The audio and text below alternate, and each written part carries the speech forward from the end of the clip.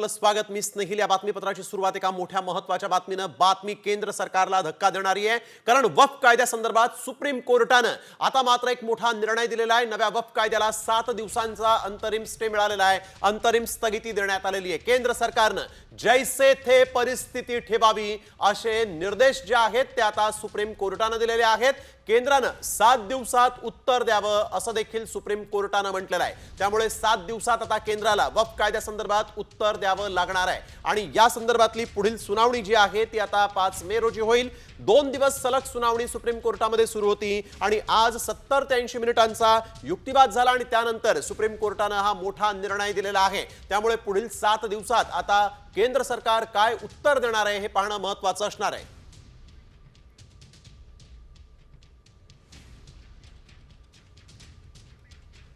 तर यावेळेस एक महत्त्वाची बातमी आपण बघतोय। वक्फ कायद्याला 7 दिवसांची अंतरिम स्थगिती मिळालेली आहे। आज मोठ्या प्रमाणात जी सुनावणी झाली त्या सुनावणीमध्ये अनेक विषयांवर 2 कलमांवर या ठिकाणी मोठ्या प्रमाणात सुनावणी झाली। वक्फ संबंधी फार मोठे बदल आता आम्हाला नको असं सुप्रीम कोर्टाने म्हटलेलं आहे। नव्या वक्फनुसार कुठलीही समिती नियुक्त होणार नाही। एक दणकाचा हा केंद्र सरकारला म्हणावा लागेल। सध्या परिस्थिती जैसे थे ठेवा। केंद्र सरकारने 7 दिवसात उत्तर द्यावं। वक्फ बोर्ड किंवा परिषदेवरच्या नियुक्त्या नको असं देखील यावेळेस सुप्रीम कोर्टाने म्हटलेलं आहे। यावेळेस एक महत्त्वाची बातमी आपण बघतोय। 7 दिवसांची अंतरिम स्थगिती मिळालेली आहे। वक्फ कायद्याला आता 7 दिवसांचा स्टे मिळालेला आहे। तो माननीय सर्वोच्च न्यायालय को जो रेस्पोंडेंट्स यानी कि भारत सरकार ने कहा कि हम डे टू डे सुनवाई के लिए तैयार हैं। आप पूरे मामले को, चूंकि यह पार्लियामेंट का कानून है, पार्लियामेंट के कानून को आप इस तरह से स्टे नहीं कर सकते हैं। और माननीय सर्वोच्च न्यायालय ने सॉलिसिटर जनरल ऑफ इंडिया के बात को माना है और उन्होंने संशोधन को स्टे नहीं किया है। सिर्फ उन्होंने उनके 2 पॉइंट पे सॉलिसिटर जनरल के बात को रिकॉर्ड पे लेकर के और अगली तारीख 5 मई मुकर्रर कर दिया है और 5 मई से इस मामले की सुनवाई शुरू हो जाएगी। तर या कायद्याच्या विरोधात असणाऱ्या असदुद्दीन ओवैसी यांनी यानंतर प्रतिक्रिया दिलेली आहे। त्यांनी नेमकं काय म्हटलं ऐकूया। Joint working committee of parliament का मेंबर था। जितने अमेंडमेंट सरकार ने उसमें लाए थे हमने उसकी मुखालिफत की और हमने डाइसेंट रिपोर्ट दिया। पार्लियामेंट में भी मैंने उस पूरे बिल की मुखालिफत की है। तो ये कहना कि मैं दूसरे बिल के प्रोविजंस को मान लूंगा ये सवाल पैदा नहीं होता।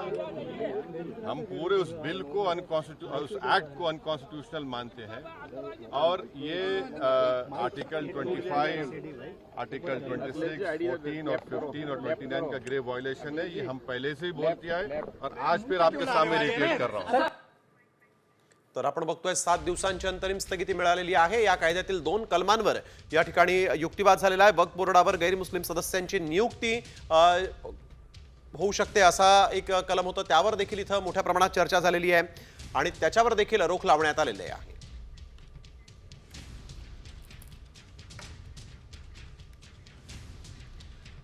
तर यानंतर एक राज्यातली सगळ्यात मोठी आणि महत्त्वाची बातमी। राज्यसभेच्या खासदार मेधा कुलकर्णींवर गुन्हा दाखल करा आणि त्यांना अटक करा अशी मागणी करण्यात आली आहे। मेधा कुलकर्णी यांनी अजान रोखण्याचा प्रयत्न केल्याचा आरोप त्यांच्यावर आहे। हनुमान जयंतीच्या दिवशी पुण्येश्वर मंदिर कार्यक्रमासाठी म्हणून आलेल्या राज्यसभेच्या खासदार मेधा कुलकर्णींनी यावेळेस लगतच असलेल्या ऐतिहासिक छोटा शेख सलाउद्दीन दर्गा इथं नमाजासाठी देण्यात आलेल्या अजान रोखण्याचा प्रयत्न केला असा आरोप त्यांच्यावर करण्यात आला आहे आणि त्या संदर्भातला सीसीटीव्ही देखील आता समोर येतोय। मेधा कुलकर्णी या मशिदीमध्ये घुसून त्यांनी गोंधळ घातला असा त्यांच्यावर आरोप आहे। तर वळूया पुढील बातमीकडे। घाटकोपरमध्ये पुन्हा एकदा मराठी गुजराती वाद हा टोकाला गेलाय। तुम मराठी लोग गंदे हो, तुम मच्छी मटन खाते हो या सोसायटीतील 4 कुटुंबांचा दररोज असं बोलून अपमान केला जात होता। अत्यंत खालच्या दर्जाची भाषा त्यांना वापरली जात होती। मनसेनं मग आता या संदर्भात आवाज उठवलाय आणि या सोसायटीत जाऊन मनसेच्या कार्यकर्त्यांनी गुजराती लोकांना जो आहे चांगलाच दम भरला।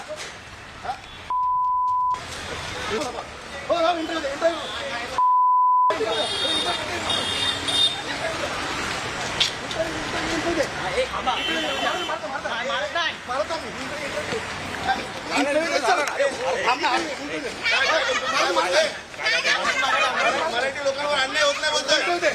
मराठी लोकांनी लेटर दाखवा हे काय हे थांबे एक मिनिट हे कशाला दिलेलं ते सांग मला हे कशाला दिलेलं तू बोलतोय ना मराठी जर फंक्शन होतं तुझ्या सोसायटीत फंक्शन होतं तर अख्खी बेसिंग उतरते ना सोसायटीचं फंक्शन मग गुजराती सोडून मराठी लोकांनी इन्व्हॉल्व नाही व्हायचं हा का प्रकार आणि तू काय बोलतोय भेदभाव होत नाही ते तू ऐकलं तू काय बोलतो म्हणून तू त्यांच्या पाठी लाचार बनून फिरतो पण सगळेच मराठी तुझ्यासारखे नाहीयेत काही मराठी येत ना ते आवाज उचलणार आहेत त्यातले ते समजलं का शहाणपणा करतो रात्री सूट दिली तर काय शहाणा झाला का त्याने काय ओळख का नाही बोलला व्हॉट्सअपच्या ग्रुपवरती तू पण आहे ना व्हॉट्सअपच्या ग्रुपवरती तू आहे ना हा याला विचारा जो पोल घेतलाय त्या मराठी कुटुंबाच्या विरोधात याला विचारा तिथे काय विरोध केला तुझ्या सोसायटीत जर फंक्शन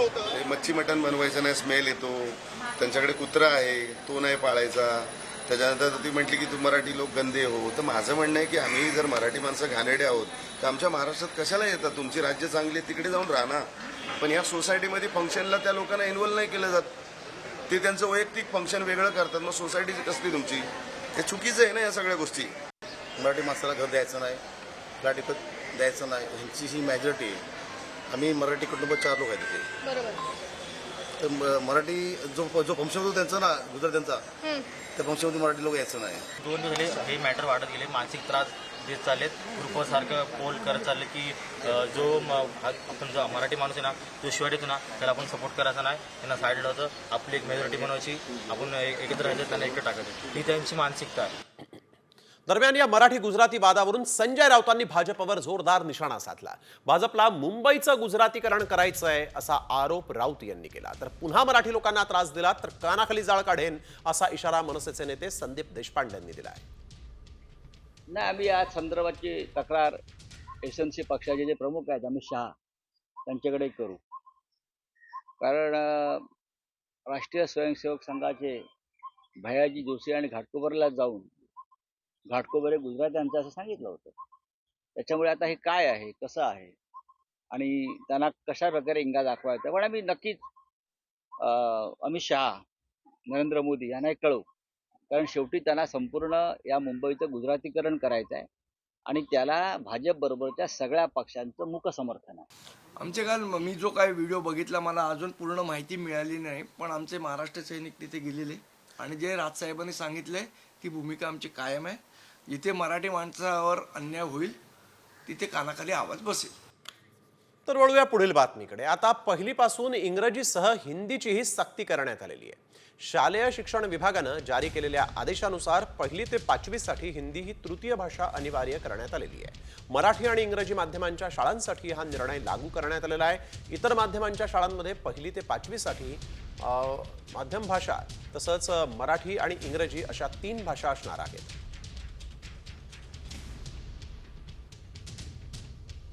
तर त्रिभाषा सूत्राच्या नावाखाली राज्यामध्ये हिंदीची सक्ती झालेली आहे पहिलीपासून मराठी इंग्रजी सोबत हिंदीचे धडे देण्यात येतील 1ली ते 5वी पर्यंत हिंदी भाषा अनिवार्य असेल हिंदीच्या सक्तीविरोधात दक्षिणेतल्या राज्यांनी एल्गार केलेला आहे महाराष्ट्रामध्ये मात्र त्रिभाषा सूत्राच्या नावाखाली हिंदी अनिवार्य आहे दरम्यान महाराष्ट्रामध्ये मराठी आलीच पाहिजे मात्र राष्ट्रभाषा यावी अशी प्रतिक्रिया मुख्यमंत्री देवेंद्र फडणवीसांनी दिली राज्यात पहिलीपासून इंग्रजीसह हिंदी देखील सक्तीची करण्यात आली आणि त्या संदर्भात देवेंद्र फडणवीस बोलत होते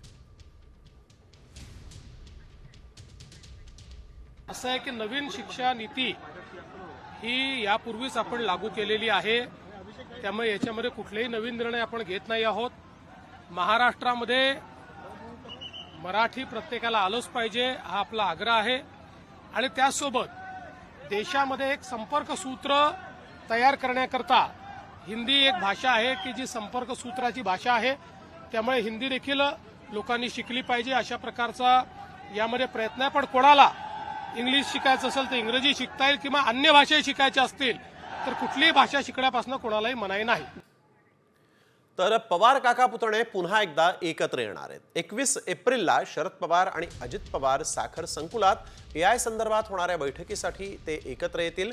गेल्या 15 दिवसात पवार काका पुतण्याची ही तिसरी भेट आहे.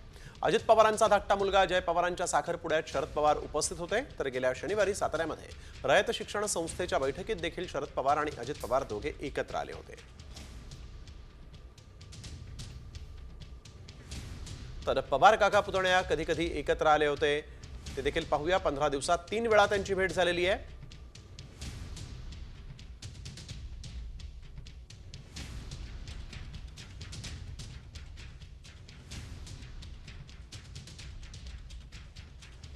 त्याच्या बैठकीत पवार काका पुतण्या यांची हजेरी होती. निलंबित पोलीस अधिकारी रणजित कासलेचे नवीन व्हिडिओ आता समोर आलेत आणि यापैकी एका व्हिडिओमध्ये तो पबमध्ये डान्स करताना दिसतोय, तर दुसऱ्या व्हिडिओमध्ये बंदूक हातात घेऊन जातोय. त्यानं मोबाईल स्टेटसवर लाल किल्ल्यासमोरचा फोटोही ठेवलाय. त्यामुळे तो दिल्लीत असल्याची शक्यता आहे. रणजित कासले आज पुणे पोलिसांना शरण येणार असल्याची ही माहिती आहे.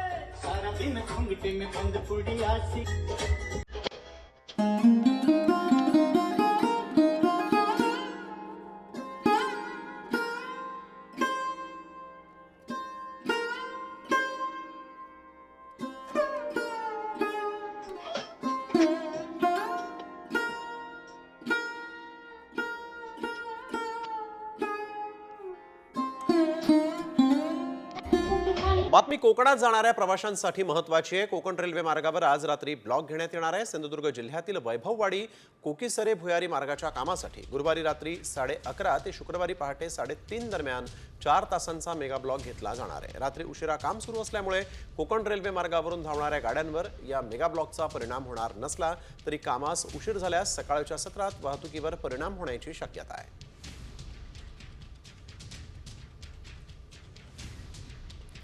अमरावती विमानतळाच्या नामांतराचा वाद हा उफाळून आलाय. विमानतळाच्या उद्घाटनावेळेस प्रज्ञाचक्षू संत गुलाबराव महाराजांचं नाव दाखवण्यात आलं, मात्र आता महाराष्ट्र विमानतळ विकास कंपनीनं ही चूक झाल्याचं म्हटलंय. एकीकडे हा वाद सुरू असताना दुसरीकडे अमरावती विमानतळाला डॉक्टर पंजाबराव देशमुखांचं नाव देण्याची मागणी आता होऊ लागली आहे. भाऊसाहेब पंजाबराव देशमुख यांच्या कर्मभूमीत हे विमानतळ आहे ते खूप मोठं व्यक्तिमत्व आहे. त्या व्यक्तिमत्वाचं नाव त्या एअरपोर्टला पाहिजे होतं. जे मागं नाव दिसतंय ते प्रज्ञाचक्षू संत गुलाबराव महाराज विमानतळ एअरपोर्ट असं दिसतंय. नेमकं आता याचं उत्तर कलेक्टर त्या विमान प्राधिकरणाला देतील किंवा विमान प्राधिकरणचे जे अधिकारी असतील त्यांना आम्ही विचारू की नाव ठरलं तर नेमकं काय ठरलं आणि ठरलं नाही तर मग ते कधी ठरणार. की पाठीमागे त्या स्लाईडवर प्रज्ञाचक्षू गुलाबराव महाराज असं नाव आलं, परंतु आतमध्ये ज्या बोर्डाचं अनावरण करण्यात आलं माननीय मुख्यमंत्री महोदयांच्या हस्ते त्यावर कोणाचंही नाव नव्हतं. अमरावती विमानतळ असं नाव होतं. तर वळूया एका धक्कादायक बातमीकडे. बातमी बीडमधून. बीड जिल्ह्यात 22,000 कॅन्सरचे संशयित महिला रुग्ण समोर आलेले आहेत आणि यामध्ये ऊसतोड मजूर महिलांची संख्या ही सर्वाधिक आहे. 30 वर्षापुढील वयोगटाच्या महिलांमध्ये गर्भाशयाच्या कॅन्सरचं प्रमाण सर्वाधिक आहे. 14,947 महिलांना गर्भाशयाचा तर 7,000 महिलांना स्तनाचा कॅन्सर असल्याचं जिल्हा परिषदेच्या आरोग्य विभागाने केलेल्या प्री पॅप QR स्ट्रीप या किटच्या चाचणीमध्ये समोर आलेलं आहे. अतिशय धक्कादायक अशी ही बातमी म्हणावी लागेल. कॅन्सर टाळण्यासाठी खरं तर काय काळजी घ्यावी ते देखील पाहूयात. नियमित व्यायाम करा आणि वजन नियंत्रित ठेवा.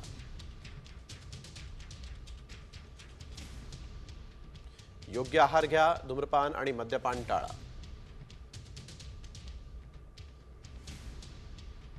स्तनाच्या तपासणीसाठी मॅमोग्राफी टेस्ट करा.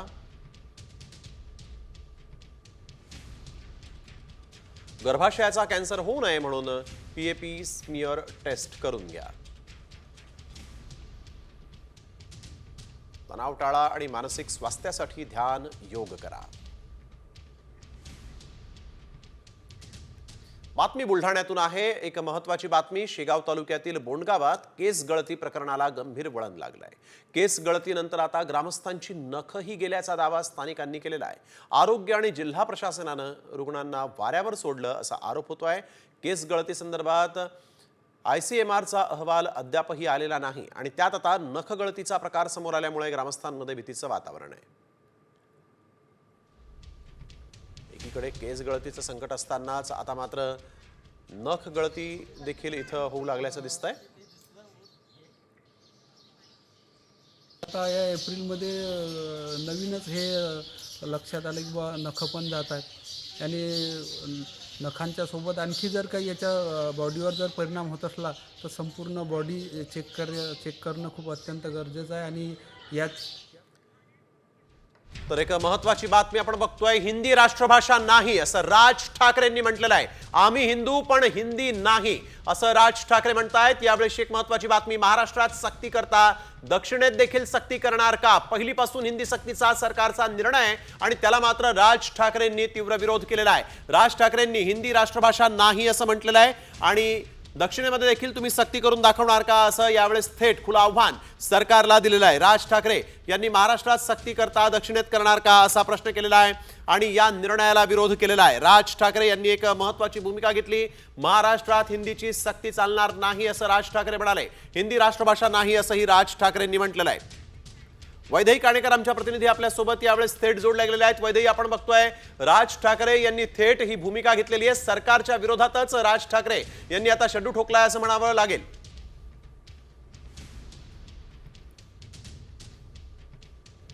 की राज ठाकरे यांनी आता सरकारच्या विरोधात भूमिका घेतलेली बघायला मिळत आहे. एकीकडे मराठी भाषेचा आग्रह राज ठाकरे यांच्याकडून केला जात असताना आता हिंदी भाषेचा आग्रह शालेय शिक्षणामध्ये केला जात असल्याचा विरोध आता राज ठाकरे यांनी उघडपणे व्यक्त केलेला बघायला मिळत आहे. ट्विटच्या माध्यमातून त्यांनी नाराजीही व्यक्त केली आहे. याशिवाय आपण कशा पद्धतीनं मराठी भाषा जी आहे ती पुढे केली पाहिजे, सध्या राज्यामध्ये जे हिंदीकरण चाललं आहे ते केवळ महाराष्ट्रासाठीच कशाला, असे अनेक प्रश्न त्यांनी उपस्थित केलेले आहेत. याशिवाय त्यांनी आवाहन देखील केलेलं आहे, तमाम हिंदू बांधवांना आवाहन केलेलं आहे किंवा पालकांना आवाहन केलेलं आहे की त्यांनी देखील या संदर्भातला निषेध नोंदवावा. कारण महाराष्ट्रामध्ये राज्यभाषा ही मराठीच आहे आणि प्रांतवार रचना अगदी कायद्यानुसार केली गेली असताना देखील अशा संदर्भातला हिंदीचा आग्रह कशासाठी असा प्रश्न त्यांनी उपस्थित केलेला आहे. आणि निश्चितच आगामी काळामध्ये आता हा संघर्ष पुन्हा एकदा पेटताना बघायला मिळणार आहे. कारण एक सूचक वक्तव्य देखील केलेलं आहे की आज हिंदी भाषा ची सक्ती करत आहात, उद्या हे सक्तीचे फतवे काढतील.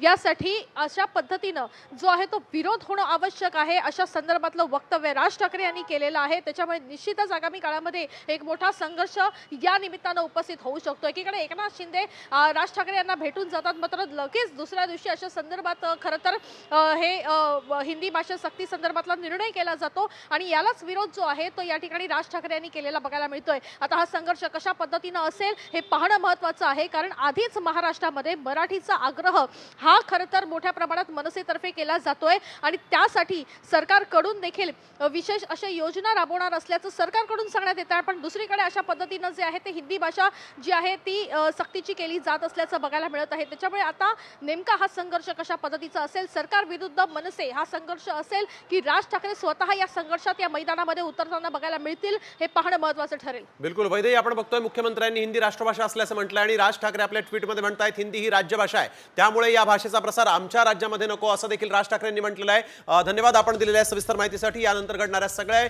अपडेट्स जे आहेत ते आम्ही आपल्याकडून वेळोवेळी घेणार आहोत. तुर्तास धन्यवाद.